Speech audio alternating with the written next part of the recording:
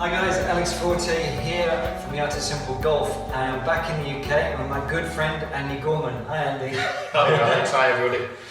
We are in his awesome putting lab really, and what you can't quite see is the adjustable green. We've got what, like a 30-foot sloping putting surface here. 2% slope. 2% slope, and we've got this area here, lots of gadgets around. But the reason why I'm here is just because I'm having a little putter fitting and finally getting myself a nice new Seymour putter, which Andy specialises in.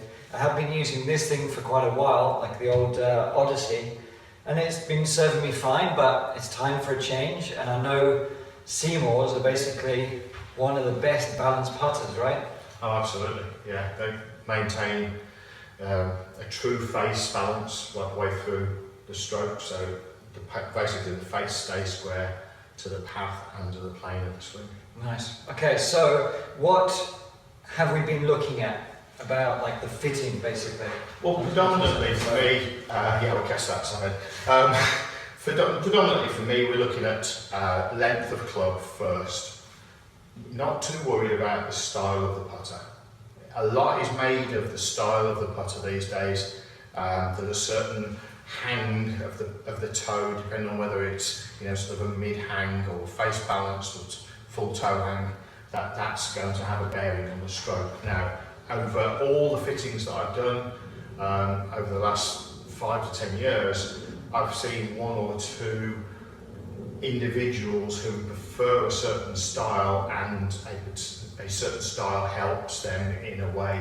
For their certain stroke? For their stroke. Okay. I would be more inclined to say that that's a bias towards that style that they have, that means that they're more comfortable with that particular putter. But let's just burst the myth that a style of putter, looks-wise, doesn't work with a particular stroke. You are stroking the putter, and that's really the key element. It's the golfer themselves that strokes the putter. So it's the personal preference. Absolutely, yeah. And that's why oftentimes it changes, because you like the look of something else, it just feels different. I mean, putters, the pros change them very frequently, really, especially compared to other clubs. Oh yes, Like always looking for that little. Yeah, and sometimes they go from mallet to more of a blade to a centre shafted one, it changes. But what are we looking at with me? Like, what are the key things we're trying to ascertain? The main characteristics of the putting stroke, as we've talked about in the past a lot, about posture, and if we're bent over too far, isolating the body's capable movements, basically what happens is we bend into the pelvis here, and that locks the body's rotation. Now, rotation is good for putting.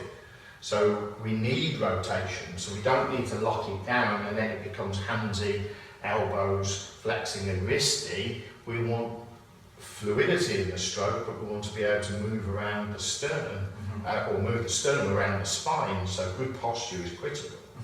And just allowing the arms to hang relaxed from the shoulders so that we can then from there just swing back and forth will allow that. But too many people will have a short putter and adjust around it, won't they? Like yes, I mean, we've got major brands at the moment sort of bigging up this 33-inch putter. Guys, if you've got shoes that are too small, your toes will get crippled and your feet will be crippled and you won't be able to walk. And this is what's happening to your putters.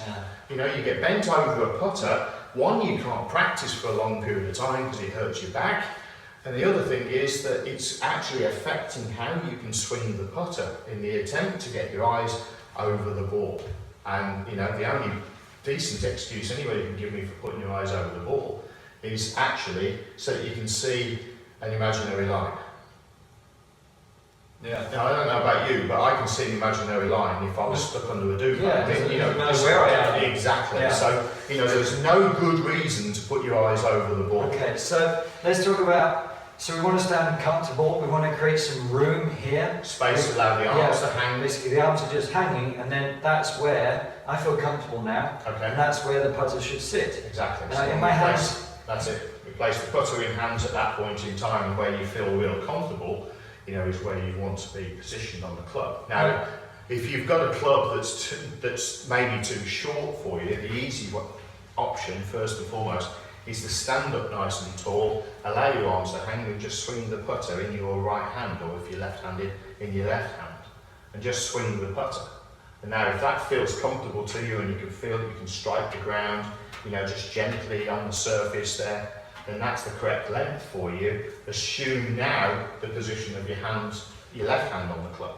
And if the club's the right, there's enough rubber there left over on the grip, then you know the club, as we can see in Alex's, if he turns and faces the camera, as he grips the club naturally in his right hand, that's it there. As he puts his left hand on now, there's a little bit of space here, this gap, where the putter really needs to be a little bit longer. So that's this is 36, so like we have, I've used the 37 before, because obviously this isn't the first time, but this one, I mean obviously, that's a 38. It's a 38, so it's a sort of different concept of a putter.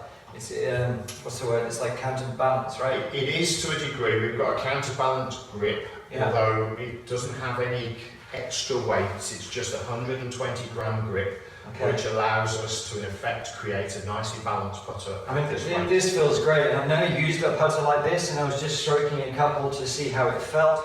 But for one, my posture feels very comfortable in this place. Like, you know, that feels it's nice and relaxed. Nice so and just relaxed. go down the club a fraction. That's it.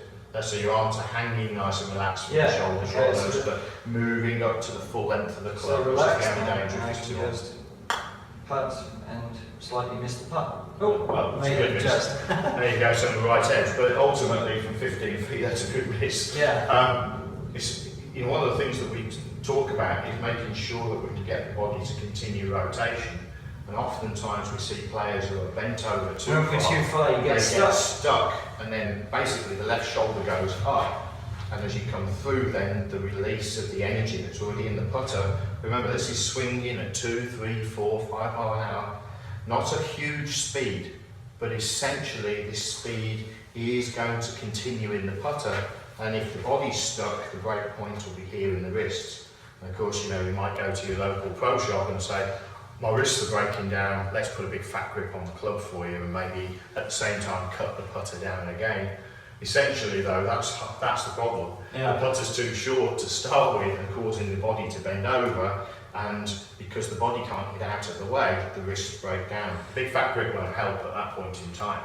Okay, so basically we want to get going, see where you stand even in a mirror, make sure your arms are hanging naturally, and just see where that putter is hanging. You notice down the line there, you can see that Alex's hands are hanging, and they are hanging just slightly in front of the shoulder point here. So that's where his arms hang naturally. That helps to dictate the lie of the club.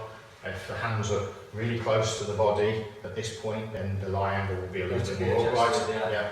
But generally speaking, most male golfers will be around 69, somewhere between 68 and 70 degrees of lie angle, and then subsequently ladies will be flatter than that because there's a higher carrier angle in the forearm, so the hands will hang further in front of the arms. Yeah, just test yourself in a mirror, and you might be very surprised at just how short your putter is, and try and even just hold it up a bit higher and see how that feels. Or you know, you can test this yourself, but it will be literally a score changer for you. And I'm going to test out this putter when we go out and play today, just to put it a run through and see if I want to, you know, pull the trigger on using it permanently, because it does feel different. But as Andy was saying, it's all about personal preference, really. Obviously, the stroke is going to perform better at times with one putter and another, but there's no magic formula for what putter is the right one to use. Even though this feels more normal for me, it might not be the right one that I want to use for now. So it's basically a little bit of trial and error, but then it's committing to, you know, the tool and making sure it fits you, and then you should be good to go. Just remember that you've probably got more than one pair of shoes. Either for golf or for anything else. So, you know, the chances are that every single pair of shoes you've got fits you really nicely. And I'm sure there'll be some that are more comfortable than others, but that's more down to the style, the design, and the actual fit itself. You would never buy a pair of shoes that were too small, and buying putters that are too small are just going to cramp your physical posture and your ability to be able to swing the stroke. more efficient. Pretty common sense. Okay, so there you go, a few little tips for you, and let us know if you have any questions. Cheers. Thanks. It's good. Let's just do a really quick one on the tip